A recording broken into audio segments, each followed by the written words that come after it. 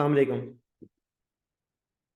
देखिए हमारे पास इस लेक्चर में हम अल्काइल हैलाइड्स और अमाइंस के टॉपिक को डिस्कस करेंगे। प्राइमरली हम अल्काइल हैलाइड को डिस्कस करेंगे, उसके बाद फिर हम अमाइंस को डिस्कस करेंगे।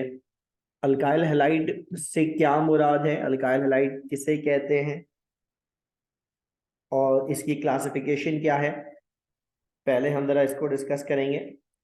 अल्काइल हैलाइड क्या है? ऐसे कंपाउंड्स हैं जिनमें अल्केन चेन में से एक हाइड्रोजन निकल जाए और उसकी जगह एक हैलोजन आ जाए, इसे हम अल्काइल हैलाइड कहते हैं। अल्काइल हैलाइड से मुराद है ऐसे कंपाउंड्स जिनमें कार्बन अल्केन की कार्बन का एक एच निकल जाए। अल्केन क्या होता है? CnH2n+2। अब अगर हम इसमें से एक हाइड्रोजन निकाल दें, मानो हमारे पास इसमें से माइनस हो जाए एक हाइड्रोजन, तो फॉर्मूला हो जाएगा CnH2n+2 की जगह +1 हो जाएगा। अब अगर एक हाइड्रोजन चला गया है तो उसके जाने से कार्बन की एक वैलेंसी कम हो गई है। उस वैलेंसी को कंप्लीट करने के लिए क्या होता है? हैलोजन आ जाता है। तो जितने हाइड्रोजन जाएंगे उतने हैलोजन आते हैं, तो एक हाइड्रोजन निकाला तो एक हैलोजन ऐड कर दिया, तो फॉर्मूला हो गया हमारे पास ये है हमारे पास basic formula of alkyl halide. ठीक है ना। अल्काइल हैलाइड से मुराद ये ली जाती है कि इसमें एक हैलोजन मौजूद है, एक हाइड्रोजन की रिप्लेसमेंट है। हाँ, अगर एक से ज्यादा हो जाए तो फिर वो डाई हैलाइड, ट्राई हैलाइड कहते हैं, लेकिन हमारे पास अल्काइल हैलाइड की टर्मिनोलॉजी के अंदर ना हमारे पास सिंगल हैलोजन के लिए डिस्कशन किया जाता है। ठीक है। अब ये हमारे पास एक जर्नल फीचर है अल्काइल हैलाइड के हवाले से। ठीक है। अच्छा, अब अल्काइल हैलाइड को अगर हम क्लासिफाई करें तो देखो, classification of alkyl halide and classification of alcohol similar है। और वो कैसे? हमारे पास अल्काइल हैलाइड प्राइमरी भी होता है, सेकेंडरी भी होता है, टर्शरी भी होता है। ये प्राइमरी, सेकेंडरी, टर्शरी क्या है? ये दरअसल अल्फा कार्बन की कैटेगरी है। ठीक है ना। ये दरअसल अल्फा कार्बन की कैटेगरी है। अल्फा कार्बन किसे कहते हैं? तो अल्फा कार्बन का मतलब होता है वो कार्बन जो फंक्शनल ग्रुप से मुंसलिक है। यहाँ फंक्शनल ग्रुप से मुराद है हैलोजन। तो हैलोजन बियरिंग कार्बन का नाम है अल्फा कार्बन। तो जब हम क्लासिफाई करते हैं अल्काइल हैलाइड या अल्कोहल को, तो दरअसल हम उसकी अल्फा कार्बन को क्लासिफाई कर रहे होते हैं। और क्लासिफिकेशन किस बुनियाद पे की जाती है? दो चीजें हैं। क्या है वो दो चीजें जिनकी बुनियाद पे की जाती है? तो हम कहते हैं भाई देखो, अल्फा कार्बन को क्लासिफाई किया जा सकता है या तो हाइड्रोजन की बुनियाद पे, है ना, या तो हाइड्रोजन की बुनियाद पे क्लासिफाई किया जा सकता है, हाइड्रोजन की तादाद पे क्लासिफाई किया जा सकता है, या फिर हम उसे बीटा कार्बन की तादाद पे क्लासिफाई कर सकते हैं। अच्छा, बीटा कार्बन की तादाद पे क्लासिफाई करना तो कंपैरेटिवली आसान होता है। आसान किस अंदाज में? तो हम कहते हैं देखिए, जितने बीटा कार्बन होंगे उतनी उसकी डिग्री होगी। तो यहाँ पे अगर हम नोट करें तो यहाँ पे एक बीटा कार्बन है, तो इस अल्फा कार्बन को हम कहेंगे प्राइमरी, यानी 1 डिग्री। यहाँ दो बीटा कार्बन है, एक, दो, तो इस कार्बन की डिग्री क्या होगी हमारे पास? 2 डिग्री। और यहाँ पे हमारे पास 3 बीटा कार्बन है, तो इस कार्बन की हमारे पास डिग्री क्या होगी? 3 डिग्री। तो हमारे पास प्राइमरी, सेकेंडरी, टर्शरी, ये दरअसल अल्फा कार्बन को क्लासिफाई करने का तरीका है on the basis of number of beta carbon. और अल्फा हाइड्रोजन भी कह सकते हैं आप उसे। ठीक है ना। अल्फा हाइड्रोजन से मुराद है वो हाइड्रोजन जो अल्फा कार्बन से मुंसलिक है। बीटा कार्बन से मुराद है वो कार्बन चेन जो अल्फा कार्बन से मुंसलिक है। तो अल्फा कार्बन से डायरेक्टली अटैच्ड कार्बन का नाम बीटा कार्बन होता है, और बीटा कार्बन की तादाद अल्फा कार्बन की कैटेगरी बता दी है। अब जितने ज्यादा बीटा कार्बन होंगे हम कहेंगे उतनी ज्यादा उस कार्बन की अल्फा कार्बन की डिग्री है। अच्छा, अब अल्फा कार्बन की डिग्री मतलब समझो ये जो सब्स्टिट्यूएंट्स लग रहे हैं, बीटा कार्बन लग रहे हैं, इनसे क्या असर होता है, ये बहुत अहम डिस्कशन है। इस चैप्टर के अंदर ही नहीं, आने वाले चैप्टर्स के अंदर भी ये बहुत अहम डिस्कशन होगा। क्या कि बीटा कार्बन के लगने से अल्फा कार्बन के ऊपर क्या असर पड़ता है। तो दो इंतहाई अहम इफेक्ट्स हैं जो हम इस बीटा कार्बन की बुनियाद पे डिस्क्राइब करेंगे अल्फा कार्बन को। और वो दो इफेक्ट्स क्या हैं, तो हम पहले जरा एक बात करें कि अगर हम अल्फा कार्बन को बीटा कार्बन की बुनियाद पे क्लासिफाई कर रहे हैं, तो बीटा कार्बन की वजह से अल्फा कार्बन पे क्या असर पड़ता है। तो हम ये कहते हैं कि देखिए, अगर अल्फा कार्बन से हाइड्रोजन्स मुंसलिक हैं, अल्फा कार्बन से अगर हाइड्रोजन्स मुंसलिक हैं, तो हाइड्रोजन का रिलेटिव साइज बहुत छोटा होगा, है ना। हाइड्रोजन अगर मुंसलिक है तो हाइड्रोजन का जो साइज है वो रिलेटिवली स्मॉल होता है, ठीक है। हाइड्रोजन अगर मौजूद है अल्फा कार्बन से तो उसका साइज बहुत कम होता है, ठीक है, छोटे साइज का होता है, हाइड्रोजन का एटॉमिक साइज कम होता है, जिसकी वजह से अल्फा कार्बन बहुत ज्यादा कवर्ड नहीं होता, ठीक है ना। अल्फा कार्बन बहुत ज्यादा कवर्ड नहीं होता, और अगर अल्फा कार्बन बहुत ज्यादा कवर्ड नहीं होगा तो इसका मतलब वो इजीली अप्रोचेबल हो जाएगा, उस तक पहुंचना, अल्फा कार्बन को अप्रोच करना बहुत आसान हो जाएगा।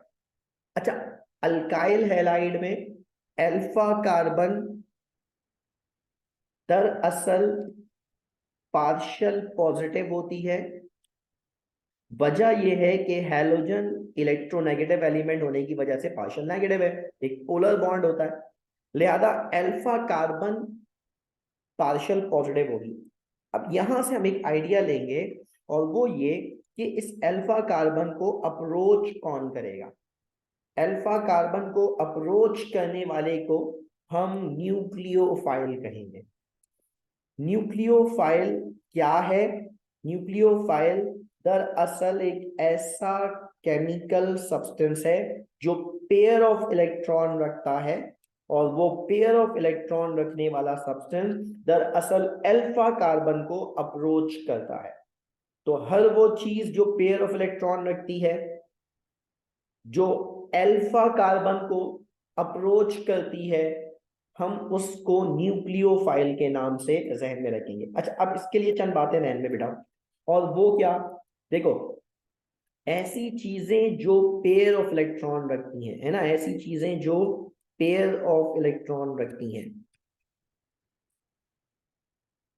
इन चीजों को हम दरअसल तीन नामों से जानते हैं। इनको तीन नामों से जानते हैं, ऐसी चीजें जो पेयर ऑफ इलेक्ट्रॉन रखती हैं, ठीक है, इनको हम तीन नामों से जानते हैं। लेकिन पेयर ऑफ इलेक्ट्रॉन से क्या मुराद है, पहले जरा हम ये बात समझे। पेयर ऑफ इलेक्ट्रॉन से मुराद है, पेयर ऑफ इलेक्ट्रॉन रखने से मुराद है कि ऐसी चीजें जो पेयर ऑफ इलेक्ट्रॉन रखती हैं वो क्या होंगी, पेयर ऑफ इलेक्ट्रॉन क्या होगा, तो हम बोलेंगे एनाइन होगा। एनाइन दरअसल क्या करता है, पेयर ऑफ इलेक्ट्रॉन रखता है, ठीक है ना। एनाइन क्या है, पेयर ऑफ इलेक्ट्रॉन रखता है।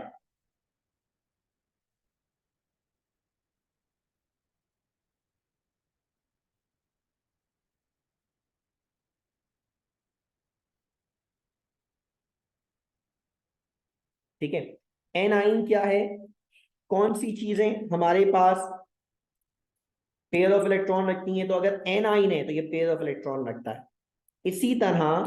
इसी तरह अगर कोई चीज लोन पेयर रखती है, अगर कोई चीज लोन पेयर रखती है, तो इसे भी हम क्या कहेंगे, इसे भी हम क्या कहेंगे, पेयर ऑफ इलेक्ट्रॉन में काउंट करेंगे। तो हर वो चीज जो पेयर ऑफ इलेक्ट्रॉन रखती है, ठीक है ना। इसका मतलब क्या होगा, या तो वो नेगेटिव चार्ज रखती है, एनाइन मतलब नेगेटिव चार्ज, एनाइन मतलब नेगेटिव चार्ज। तो ऐसी चीजें जो नेगेटिव चार्ज रखती हैं या लोन पेयर रखती हैं, ठीक है, ये बाय नेचर दरअसल हमारे पास तीन तरह से, तीन नामों से पुकारी जाती है।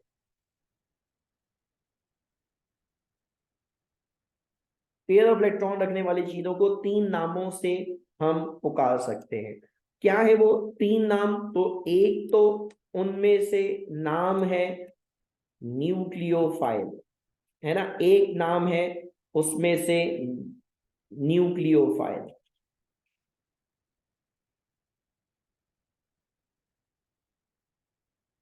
ठीक है ना, एक नाम है उसमें से बेस, और एक नाम है उसमें से लीगेंड। है ये तीनों कॉमन फीचर रखने वाली चीजें। क्या है इनमें कॉमनैलिटी, वो है पेयर ऑफ इलेक्ट्रॉन, ठीक है ना, वो है पेयर ऑफ इलेक्ट्रॉन।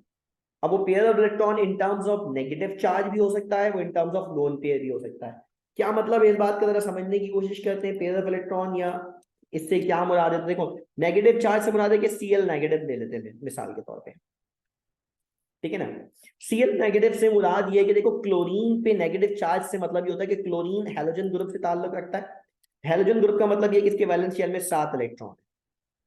तो चलो 7 इलेक्ट्रॉन ड्रॉ कर लेते हैं। इन 7 इलेक्ट्रॉन में 3 हमें लोन पेयर्स नजर आ रहे हैं।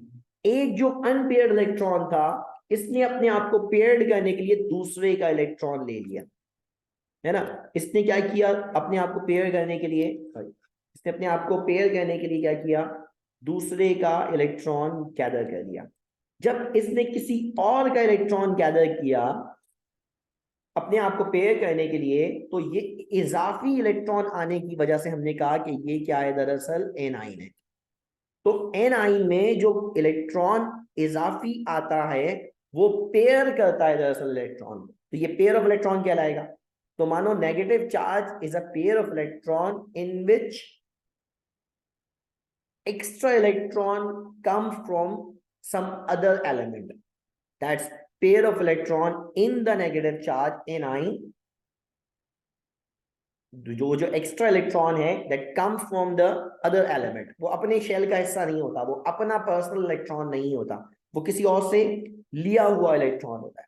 अच्छा, इसी तरह हमारे पास अगर लोन पेयर की बात करें, लोन पेयर में भी हमारे पास क्या होता है, पेयर ऑफ इलेक्ट्रॉन होता है। ये तो बड़ी फेमस एग्जांपल है, अमोनिया ले लें आप इसकी एग्जांपल में। अमोनिया में नाइट्रोजन के पास एक पेयर ऑफ इलेक्ट्रॉन होता है, नाइट्रोजन के पास। अच्छा, अब ये भी पेयर ऑफ इलेक्ट्रॉन है, इसको नेगेटिव नहीं कह रहे हैं हम, है तो ये भी पेयर ऑफ इलेक्ट्रॉन, हम इसे नेगेटिव नहीं कहेंगे। हम भाई इसको नेगेटिव क्यों नहीं कहेंगे, हम इसलिए इसको नेगेटिव नहीं कहेंगे कि ये दोनों इलेक्ट्रॉन दरअसल नाइट्रोजन के अपने पर्सनल इलेक्ट्रॉन्स हैं, जो वो बॉन्ड बनाने में इन्वॉल्व नहीं कर रहा था। तो अगर ऐसे पेयर ऑफ इलेक्ट्रॉन हो जो किसी एटम के अपने पर्सनल इलेक्ट्रॉन्स हो, वो पेयर करने के लिए उसने किसी और से एक्सटर्नली बोरो ना किया हो, बल्कि वो अपने उसके पर्सनल शेल के अपने इटसेल्फ इलेक्ट्रॉन हो, तो वो पेयर ऑफ इलेक्ट्रॉन्स को हम लोन पेयर कहते हैं, ठीक है ना, उन्हें हम लोन पेयर कहते हैं। नेगेटिव चार्ज से जो पेयर ऑफ इलेक्ट्रॉन बनता है उसमें उसने एक इलेक्ट्रॉन किसी और से बोरो किया होता है, ठीक है, ताकि अपने बैलेंस शेल को कंप्लीट कर सके। तो ये बेसिक डिफरेंस जरा ध्यान में रखना। उसके बाद फिर हम अब वापस आते हैं कि भाई बेस और न्यूक्लियोफाइल और लिगेंड में क्या फर्क है। तीनों में एक कॉमन फीचर है, क्या, ये तीनों chemical substance pair of electron रखते हैं जो कि वो दूसरों को देना पसंद करते हैं, है ना। ऐसे मतलब बेस, न्यूक्लियोफाइल, लिगेंड, ये सब क्या है, ये ऐसे केमिकल सब्सटेंसेस हैं जो पेयर ऑफ इलेक्ट्रॉन रखते हैं। कैसा, डोनेटेबल पेयर ऑफ इलेक्ट्रॉन रखते हैं, दूसरों को देने के लिए इनके पास पेयर ऑफ इलेक्ट्रॉन मौजूद है। तो ये, अगर पेयर ऑफ इलेक्ट्रॉन रखने वाली चीजें अगर दूसरे को इलेक्ट्रॉन दे रही हैं, तो इस अप्रोच को हम क्या कहेंगे, हम कहेंगे भाई ये बेस इफेक्ट कर रहा है ना, या ये न्यूक्लियोफाइल के तौर पे काम कर रहा है, या ये लीगेंड बिहेव कर रहा है ना, इसका बिहेवियर लीगेंड की तरह है। अब सवाल ये पैदा होता है यार, है तो कॉमन फीचर, तो अलग अलग नाम क्यों है? तो अलग अलग नाम अलग अलग अप्रोचेस की वजह से है। क्या मतलब अलग अलग अप्रोचेस से? तो देखो, अगर कोई चीज, कौन, पेयर ऑफ इलेक्ट्रॉन रखने वाले सब्सटेंस क्या कर रहे हैं, अपने इलेक्ट्रॉन डोनेट कर रहे हैं, ठीक है, डोनेट करना कह लो, कैप्चर करना कह लो, अटैक करना कह लो, एक ही बात है, ठीक है ना। अगर पेयर ऑफ इलेक्ट्रॉन डोनेट किए जा रहे हैं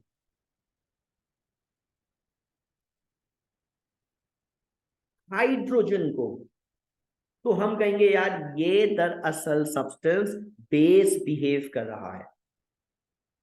ऐसे केमिकल सब्सटेंसेस जो पेयर ऑफ इलेक्ट्रॉन रखते हैं और वो पेयर ऑफ इलेक्ट्रॉन वो हाइड्रोजन से शेयर करते हैं, हाइड्रोजन को इलेक्ट्रॉन देते हैं, हाइड्रोजन को अप्रोच करते हैं, हाइड्रोजन को कैप्चर करते हैं, हाइड्रोजन पे हमला करते हैं, तो हम कहेंगे यार ये इसका बेस इफेक्ट है। अच्छा, फिर और अगर हम कहें नहीं जी, हाइड्रोजन को अप्रोच नहीं कर रहा, बल्कि क्या कर रहा है, ये डोनेट कर रहा है, अटैक कर रहा है, किसे, कार्बन को। Carbon is just an example, carbon means होता है नॉन मेटल एटम को, ठीक है ना, नॉन मेटल एटम को हम अपने लिए थोड़ा सा रिस्ट्रिक्ट कर लेते हैं, थोड़ी देर के लिए रिस्ट्रिक्ट कर लेते हैं कि ये डोनेट कर रहा है कार्बन को, कौन सी कार्बन को, अल्फा कार्बन को, तो हम कहेंगे भाई ये न्यूक्लियोफाइल के तौर पे बिहेव कर रहा है ना, ये दरअसल न्यूक्लियोफाइल के तौर पे बिहेव कर रहा है। जबकि लीगेंड में क्या होगा, यही pair of electron chemical substance क्या कर रहा होगा, डोनेट कर रहा होगा, किसे, मेटल एटम को। एटम भी हो सकता है, आइन भी हो सकता है, जो भी है, मेटल को अगर इलेक्ट्रॉन दिए जा रहे हैं तो ये लीगेंड अप्रोच कहलाएगी। है वही चीज, फर्क नहीं है, अप्रोच डिफरेंस से नाम डिफरेंस हो गया, ठीक है ना, अप्रोच डिफरेंस से नाम डिफरेंस हो गया। हम इस चैप्टर में प्राइमरली किसे डिस्कस कर रहे हैं, है ना, इस चैप्टर में हमारा जो मेन कंसर्न बनेगा वो हम दरअसल दो बातें लेके चलेंगे कि ये जो पेयर ऑफ इलेक्ट्रॉन है ये न्यूक्लियोफाइल बिहेव कर रहा है या ये बेस बिहेव कर रहा है। डोमिनेंटली अगर मैं आपको बताऊं तो मैं कहूंगा यार आप इस न्यूक्लियोफिलिक अप्रोच को जरा अच्छी तरह ध्यान में रख लीजिए, ठीक है ना, इसको जरा अच्छी तरह से अप्रोच को ध्यान में रख लीजिए। तो ये हमारे पास है पेयर ऑफ इलेक्ट्रॉन रखने वाली चीजें। अच्छा, हम आते हैं अपने वापस टॉपिक के ऊपर। टॉपिक क्या था हमारा, टॉपिक क्या था हमारा, तो हम उसके ऊपर वापस आते हैं। हम बात कर रहे थे अल्फा कार्बन की, हाइड्रोजन, अल्फा हाइड्रोजन की बुनियाद पे और बीटा कार्बन की बुनियाद पे हमने डिस्कस करना था कि भाई देखें एच जो होते हैं वो रिलेटिवली स्मॉलर इन साइज होते हैं। स्मॉलर इन साइज होने की वजह से एच का, स्मॉलर इन साइज होने की वजह से एच का अल्फा कार्बन को कवर करना बहुत कम होता है, जिसकी वजह से हम कहते हैं यार अल्फा कार्बन एक्सपोज्ड है। अगर एक्सपोज्ड है तो अल्फा कार्बन पे अप्रोच करना किसका, न्यूक्लियोफाइल का, क्या होगा, आसान होगा। लिहाजा ऐसी alpha carbon easiest to approach है क्योंकि वो लीस्ट कवर्ड है, लिहाजा अल्फा कार्बन पे हमला करना आसान है, ठीक है। लेकिन अगर हम H को रिप्लेस करें बाय द अल्काइल ग्रुप्स, मानो कार्बन चेन, तो कार्बन चेन क्या होती है, carbon chain relatively larger in size होती है comparing with the hydrogen. R group का साइज बल्कियर होता है, हेवियर इन साइज होती है ना, बिगर इन साइज होती है। तो वो क्या करती है, वो दरअसल अल्फा कार्बन को समहाउ कवर करती है। अब अगर हम कहें कि समहाउ अल्फा कार्बन कवर हो रही है तो हम कहेंगे यार ये अल्फा कार्बन पर अप्रोच करना मुश्किल हो रहा है, ये रिलेटिवली अल्फा कार्बन कवर होने की वजह से लेस अप्रोचेबल हो रही है। इसी तरह अगर हम एक और H निकालें, कार्बन चेन इसकी जगह पे लगा दें, तो हम क्या कहेंगे भाई ये और लेस अप्रोचेबल हो रही है। फिर अगर हम कहें नहीं नहीं, हम तो तीनों हाइड्रोजन निकाल देंगे, उसकी जगह पे अल्फा कार्बन के साथ बीटा चेन मुंसलिक कर देंगे, तो अब क्या होगा, अब अल्फा कार्बन मजीद कवर्ड हो चुकी होगी, ये सुपर कवर्ड अल्फा कार्बन है। इस अल्फा कार्बन तक अप्रोच करना न्यूक्लियोफाइल का मुमकिन ही नहीं होगा। ये सोचना कि न्यूक्लियोफाइल इस अल्फा कार्बन तक पहुंच जाए और इसके साथ अटैचमेंट शो करे, ये मुमकिन ही नहीं होगा। लिहाजा जैसे जैसे अल्फा कार्बन की डिग्री बढ़ती जाती है, क्या मतलब डिग्री बढ़ती जाती है, तो हम देखो कहते हैं इसे कि ये अल्फा कार्बन, इसके पास कोई भी बीटा कार्बन नहीं है, तो हम कहेंगे ये 0 डिग्री है। ठीक है, 0 डिग्री का एक बाकायदा नाम है, इसको एक स्पेसिफिक नाम से याद रखा जाता है। 0 डिग्री का एक बाकायदा नाम है, बाकी किसी का नाम नहीं है, 0 डिग्री का बाकायदा नाम है, that's called methyl. That's called methyl, बस 0 डिग्री का नाम है स्पेसिफिक मीथाइल, बाकी किसी का नाम नहीं है। ठीक है ना। अच्छा, अब आते हैं वापस यहाँ पे, और वो क्या, इस कार्बन के साथ एक बीटा कार्बन है, तो हम कहेंगे भाई ये तो प्राइमरी अल्काइल हैलाइड हो गया। इसके साथ 2 हैं तो सेकेंडरी अल्काइल हैलाइड हो गया। इसके साथ 3 है तो ये टर्टियरी अल्काइल हैलाइड होगा। तो जैसे जैसे डिग्री ऑफ अल्काइल हैलाइड बढ़ती जा रही है, वैसे वैसे अल्फा कार्बन की कवरिंग बढ़ती जा रही है। जैसे जैसे अल्फा कार्बन की कवरिंग बढ़ती जा रही है, वैसे वैसे वो लेस अप्रोचेबल होता जा रहा है फॉर द न्यूक्लियोफाइल। ठीक है, तो ये एक बड़ा अहम हिस्सा है जो कि हम डिस्कस करते हैं अल्फा कार्बन के हवाले से, कि अल्फा कार्बन की जैसे जैसे डिग्री बढ़ती जाएगी, कॉल्ड बीटा कार्बन की तादाद बढ़ने से अल्फा कार्बन के ऊपर क्या असर पड़ता है, तो ये उसका पहला हिस्सा है। लेकिन ये उसका पहला हिस्सा है क्या, कि अल्फा कार्बन कवर होता जाएगा, लेस अप्रोचेबल होता जाएगा।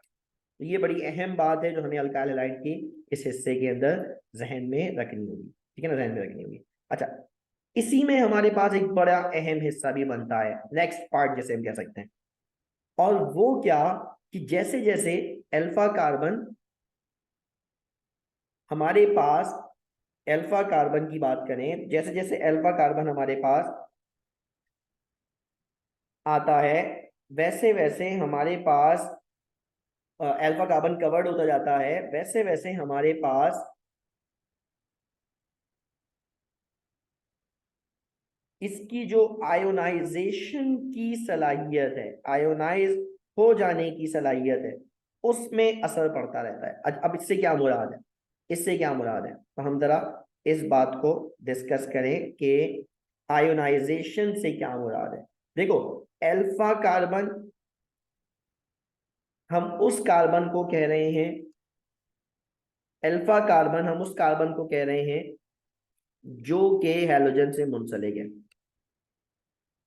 ठीक है ना, हमारा क्लेम ये है कि ये पोलर कोवलेंट बॉन्ड है, पोलर कोवलेंट बॉन्ड है, तो इसका मतलब ये हुआ, इसका मतलब ये हुआ कि ये पोलर कोवलेंट बॉन्ड है तो आयोनाइजेबल है, पोलर कोवलेंट बॉन्ड है तो आयोनाइजेबल है। अच्छा, एक बात हैलोजन के लिए बड़ी अहम है, एक बात हैलोजन के लिए बहुत अहम है, क्या है वो, halogens are very good, very good leaving groups,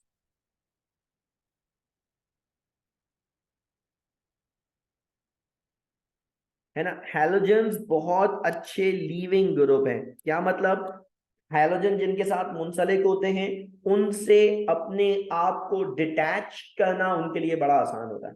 मानो हम दरअसल यहाँ पे ये बात रखना चाह रहे हैं कि कार्बन और हैलोजन का बॉन्ड इजीली ब्रेक हो सकता है, और इस ब्रेकिंग के नतीजे में कार्बन जो पार्शली पॉजिटिव था वो कंप्लीटली पॉजिटिव में कन्वर्ट हो जाएगा, और हैलोजन जो पार्शली नेगेटिव था वो कंप्लीटली नेगेटिव में कन्वर्ट हो जाएगा। कॉल्ड आयोनाइजेशन का अमल हो जाएगा, है ना, आयोनाइजेशन का अमल हो जाएगा यहाँ पे। यहाँ पे आसानी के साथ आयनाइजेशन हो जाएगी। कार्बन हैलोजन का बॉन्ड एक वीक बॉन्ड कंसिडर किया जाता है इन ऑर्गेनिक ऑर्गेनिक केमिस्ट्री के अंदर, और ये बॉन्ड आसानी से ब्रेक हो जाता है, रिलेट करें अगर बाकी बॉन्ड्स की निस्बत, तो कार्बन हैलोजन बॉन्ड जो है वो रिलेटिवली वीकर होता है और इजिली आयनाइजेबल होता है। ठीक है, हाँ जाहिर है हमें यहाँ पे कुछ सॉल्वेंट्स वगैरह का इफेक्ट प्रोवाइड करना पड़ता है, सॉल्वेंट जाहिर है आयनाइजेशन को फेवर करते हैं, तो हम यहाँ पे सॉल्वेंट इस्तेमाल करते हैं। मानो आयोनाइजेशन को जो सॉल्वेंट फेवर करता है वो है protic, polar protic solvent, polar protic solvent. ठीक है, अब ये क्या होता है पोलर प्रोटिक सॉल्वेंट? फिलहाल इसको इतना ही रखते हैं कि पोलर प्रोटिक सॉल्वेंट दरअसल आयोनाइजेशन को फेवर करता है। मानो कार्बन हाइड्रोजन का बॉन्ड ब्रेक करके, कार्बन हाइड्रोजन का बॉन्ड ब्रेक करके कार्बोकेटाइन बनाना पसंद करता है, कार्बोकेटाइन बनाना पसंद करता है। कार्बोकेटाइन दरअसल एक ऐसी कार्बन को कहा जाएगा जो कि आयोनाइजेशन के नतीजे में पॉजिटिव चार्ज कैरी कर रही है ना। मानो कार्बोकेटाइन से मुराद ले रहे हैं हम एक ट्राईवेलेंट कार्बन जिस पे पॉजिटिव चार्ज है ना, ट्राईवेलेंट कार्बन जो कि पॉजिटिव चार्ज कैरी कर रही है, दरअसल इसका नाम हमारे पास कार्बोकेटाइन है। और ये जो हमारे पास कार्बोकेटाइन है बच्चों, ये जो कार्बोकेटाइन है ये हमारे लिए बहुत ज्यादा अहम हिस्सा बनेगा इस पूरे चैप्टर में ही नहीं, ओवरऑल बहुत ज्यादा अहम हिस्सा बनेगा। क्यों? क्योंकि हमें यहाँ कार्बोकेटाइन की स्टेबिलिटी को डिस्कस करना है, यहाँ हमें कार्बोकेटाइन की स्टेबिलिटी को यहाँ पे डिस्कस करना होगा। अच्छा क्या है भाई वो कार्बोकेटाइन की स्टेबिलिटी? कार्बोकेटाइन की स्टेबिलिटी से क्या मुराद है? तो वो हिस्सा हमारे पास क्या है, हम जरा उसे यहाँ पे डिस्कस करेंगे। ठीक है, कार्बोकेटाइन की स्टेबिलिटी से क्या मुराद है तो हम यहाँ पे डिस्कस करेंगे कार्बोकेटाइन की स्टेबिलिटी को। अच्छा, हमारे पास कार्बोकेटाइन दरअसल एक ऐसी कार्बन है जो कि ट्राइवेलेंट है और पॉजिटिव चार्ज कैरी कर रही है। ये आयोनाइजेशन के नतीजे में प्रोड्यूस हुई है, मानो कार्बन हाइड्रोजन के बॉन्ड के ब्रेक होने के नतीजे में प्रोड्यूस हुई है। तो अब हमारे पास अगर हम क्लासिफाई करें तो हमारे पास मानो 4 तरह के कार्बोकेटाइन बन सकते हैं। यानी अल्फा कार्बन जो कि हैलोजन के साथ मुंसलिक थी, अब वो डिटैच हो चुकी है। Now alpha carbon is bearing a positive charge, और अगेन इस अल्फा कार्बन को हम दरअसल एक्सप्लेन कर रहे हैं on the basis of its classification, यानी इसकी अटैचमेंट्स के ऊपर, हाइड्रोजन और कार्बन चेन की बुनियाद के ऊपर। तो हम कहते क्या है, अब यहां पे हम कहते हैं कि देखें जैसे जैसे अल्फा कार्बन की डिग्री बढ़ती जाती है, जैसे जैसे अल्फा कार्बन की डिग्री बढ़ती जाती है वैसे वैसे अल्फा कार्बन कवर्ड होता चला जाता है। जैसे जैसे अल्फा कार्बन की डिग्री बढ़ती जाती है वैसे वैसे अल्फा कार्बन कवर्ड होता चला जाता है।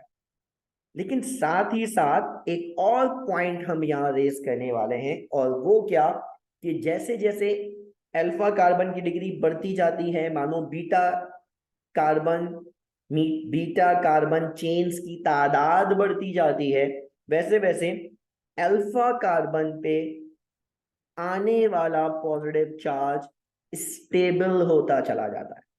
ठीक है ना, चार्ज रिलेटिवली स्टेबल होता चला जाता है। अब इससे क्या मुराद है, चार्ज स्टेबल होने से क्या मुराद है? तो हम कहने देखें सबसे पहले तो ये डिस्कस कर रहे हैं कि बीटा कार्बन की तादाद बढ़ने से स्टेबिलिटी ऑफ द कार्बोकेटाइन में इजाफा होता है। अब वो क्यों होता है, इसके इफेक्ट को हमें समझना है। और वो क्या है, तो देखिए हमारे पास जो आर चेन्स लगी हुई हैं, बीटा कार्बन चेन्स लगी हुई हैं, ये बीटा कार्बन चेन्स दरअसल क्या है, ये बीटा कार्बन चेन्स दरअसल इलेक्ट्रॉन डोनेटिंग ग्रुप्स हैं। ये बीटा कार्बन चेन्स दरअसल क्या है, हमारे पास इलेक्ट्रॉन डोनेटिंग ग्रुप्स हैं। इलेक्ट्रॉन डोनेटिंग ग्रुप से क्या मुराद होती है, इलेक्ट्रॉन डोनेटिंग ग्रुप से क्या मुराद होती है, इलेक्ट्रॉन डोनेटिंग ग्रुप से मुराद होती है ऐसे सब्सटेंसेस जो अपने इलेक्ट्रॉन आगे की जानिब पुश करते हैं, अपने इलेक्ट्रॉन दूसरों को देना पसंद करते हैं। हम इन्हें इलेक्ट्रोपॉजिटिव एलिमेंट्स कहते हैं। इलेक्ट्रोपॉजिटिव एलिमेंट्स हमारे पास जैसे अपने इलेक्ट्रॉन दूसरों को देते हैं, वैसे ही ये जो बीटा कार्बन है ये अपने इलेक्ट्रॉन आगे की जानिब मानो अल्फा कार्बन की जानिब डोनेट करते हैं। इनको हम इलेक्ट्रॉन डोनेटिंग ग्रुप्स कहेंगे। अच्छा, अब ये इलेक्ट्रॉन डोनेटिंग ग्रुप से होता क्या है, अल्फा कार्बन के ऊपर क्या इफेक्ट आता है? तो हम बोलते हैं देखिए अगर कोई चीज चार्ज्ड है, ठीक है ना, अगर कोई चीज चार्ज्ड है, तो अगर कोई चीज चार्ज है तो चार्ज की स्टेबिलिटी डिपेंड करती है चार्ज के फील्ड एरिया पे, चार्ज के एरिया पे, चार्ज का एरिया जितना ज्यादा फैला हुआ होगा, जितना ज्यादा स्प्रेडेड चार्ज होगा, उतना अनस्टेबल होगा, जितना अनस्टेबल होगा उतना आसानी से रिएक्ट करेगा, उतना जल्दी रिएक्ट करेगा। अब चार्ज की स्टेबिलिटी इस बात पे मुनहसर हो गई, स्टेबिलिटी मतलब देर से रिएक्ट करना, तो चार्ज एरिया जितना ज्यादा होगा, है ना, चार्ज एरिया जितना ज्यादा होगा, स्टेबिलिटी ऑफ चार्ज की हमारी बात है, ऑफ चार्ज की हमारी बात है, तो हमारा ये क्लेम है कि वो क्या है, इनवर्सली प्रोपोर्शनल है एरिया ऑफ द चार्ज पे। चार्ज का एरिया जितना कम होगा उतना देर से रिएक्ट करेगा, लेस अप्रोचेबल हो जाएगा ना, लेस अप्रोचेबल हो जाएगा तो उस तक पहुंचना मुश्किल होगा, देर से पहुंचेंगे तो हम कहेंगे वो देर से रिएक्ट कर रहा है, रेट ऑफ रिएक्शन कम है तो स्टेबल है, स्टेबिलिटी का ताल्लुक यही बनता है। ठीक है, अब इलेक्ट्रॉन डोनेटिंग ग्रुप्स क्या करते हैं, electron donating groups positive charge carbon की जानिब अपने इलेक्ट्रॉन ट्रांसफर करते हैं। अच्छा, कार्बन पे क्या है, पॉजिटिव चार्ज, अल्फा कार्बन पे क्या है, पॉजिटिव चार्ज, मानो ये हमारे पास इसका फील्ड एरिया है ना, मानो ये हमारे पास इसका फील्ड एरिया है ना। अब अगर मैं इसके साथ एक ऐसा ग्रुप लगा दूं आर ग्रुप, तो वो आर ग्रुप क्या कर रहा है, वो आर ग्रुप क्या कर रहा है, इसके फील्ड एरिया को सप्रेस कर रहा है। क्यों सप्रेस कर रहा है, कार्बन पे पॉजिटिव चार्ज है, आर अपने इलेक्ट्रॉन यानी नेगेटिव चार्ज उसकी जानिब लेके आ रहा है, तो जब चार्ज के पास ऑपोजिट चार्ज आता है तो वो उसके फील्ड एरिया को श्रेड करना शुरू करता है, वो उसके फील्ड एरिया को रिड्यूस करना शुरू करता है, और जिसकी वजह से चार्ज स्टेबल होने लगता है, चार्ज स्टेबल होने लगता है। ठीक है, यही वजह है कि चार्ज सिमिलर एनवायरनमेंट में अनस्टेबल, ऑपोजिट एनवायरनमेंट में स्टेबल होता है। क्यों, क्योंकि दोनों एक दूसरे के फील्ड एरिया को रिड्यूस करते हैं, दैट्स व्हाई वो एक दूसरे के साथ जुड़ जाते हैं, अट्रैक्ट हो जाते हैं। ठीक है, अच्छा अब हमने क्या किया, हमने बोला नहीं नहीं, हम तो यहाँ पे एक और कार्बन चेन लगा लेते हैं। अच्छा भाई, कार्बन चेन एक और लगाएंगे तो क्या होगा, एरिया और रिड्यूस हो जाएगा। अगर हम एक और कार्बन चेन लगाएं तो वो क्या करेगा, वो इस अल्फा कार्बन के एरिया को सुपर रिड्यूस कर देगा, एरिया जितना कम हो जाएगा, है ना, इलेक्ट्रॉन डोनेटिंग ग्रुप लगने की वजह से हुआ क्या, अल्फा कार्बन के पास नेगेटिव चार्ज आना शुरू हुआ, नेगेटिव चार्ज जब आने लगा तो उसके पास पॉजिटिव चार्ज का जो एरिया है वो श्रेड होने लगा, वो आहिस्ता आहिस्ता रिड्यूस होने लगा। अब अगर वो आहिस्ता आहिस्ता रिड्यूस हो रहा है तो हम कहते हैं वो चार्ज लेस अप्रोचेबल हो रहा है। अगर वो लेस अप्रोचेबल हो रहा है तो इसका मतलब उस तक पहुंचने में ज्यादा टाइम लगेगा, अगर ज्यादा टाइम लगेगा तो हम कहेंगे रेट ऑफ रिएक्शन कम है, रेट ऑफ रिएक्शन कम है तो जिनका रेट ऑफ रिएक्शन कम होता है उन्हें हम स्टेबल कंसिडर करते हैं, उन्हें हम स्टेबल कंसिडर करते हैं। तो हमारे पास ये जो कार्बोकेटाइन है उसकी स्टेबिलिटी का इन्हिसार किस बात के ऊपर हो गया, number of beta carbon attached to it. अगर हम इसको जर्नलाइज वर्जन में बात करें तो हम कहेंगे इलेक्ट्रॉन डोनेटिंग ग्रुप जितने ज्यादा होंगे, carbocation alpha carbon having positive charge उतनी ज्यादा स्टेबल होगी, ठीक है ना, उतनी ज्यादा स्टेबल होगी। तो हमारे पास बीटा कार्बन चेन लगने से दो बेसिक इफेक्ट आते हैं, बीटा कार्बन की तादाद जितनी ज्यादा होगी, बीटा कार्बन की तादाद जितनी ज्यादा होगी, नंबर ऑफ बीटा कार्बन जितने ज्यादा होंगे,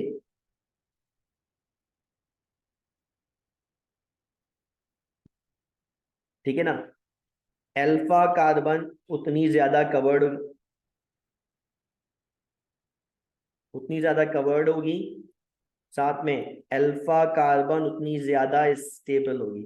अल्फा कार्बन की जगह अगर हम कार्बोकेटाइन लिख दें तो ज्यादा बेहतर टर्म हो जाएगी ये, हम कहेंगे कि ऐसे में हमारे पास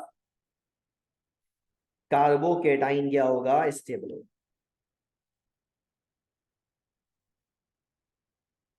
स्टेबिलिटी उसकी ज्यादा होगी। ठीक है, ये एक बेसिक सा आइडिया है अल्काइल हैलाइड को स्टार्ट करने के लिए ये बहुत अहम पॉइंट बनता है कि हमारे पास क्लासिफिकेशन ऑफ अल्काइल हैलाइड क्या है। बीटा कार्बन के आने से अल्फा कार्बन की डिग्री इंक्रीज करने से क्या असर पड़ता है, ये बहुत अहम चीजें हैं। ये बहुत अहम चीजें हैं जिनको जिनको जहन में रखना बहुत जरूरी होगा, जिनको जहन में रखना बहुत जरूरी होगा।